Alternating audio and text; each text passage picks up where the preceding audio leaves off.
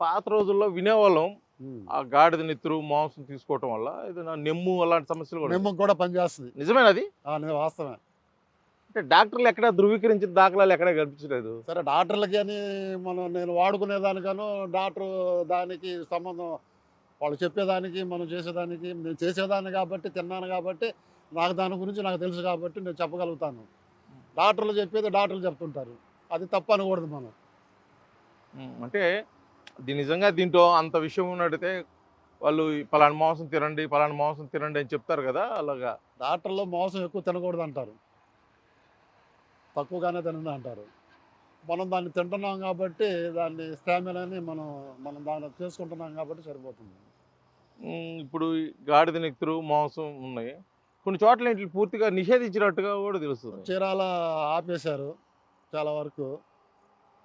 దొంగతనంగా తీసుకొచ్చుకొని తింటమే నాబోటోళ్ళు. హ్మ్.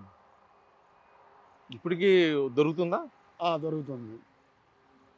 దానివల్ల ఇంకా ఆరోగ్యపరమైన ఇప్పుడు మీరు నెత్తురు తీసుకుంటే బాడీ యాక్టివ్‌గా ఉంటది.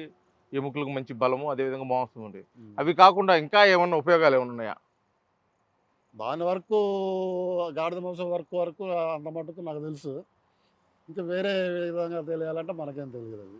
అంటే ఈ గాడిద నెత్తురు తీసుకోవడం వల్ల ఇంకా ఏమన్నా ఆరోగ్యం అంటే దీర్ఘకాలిక సమస్యలు, రోగాలు వీటిలన్నిటికి ఏమన్నా రోగాలు రోగాలు అంటే మామూలుగా కామన్‌గా వచ్చే రోగాలు వస్తానే ఉంటాయి. కొంతవరకు కవర్ చేస్తుంటది.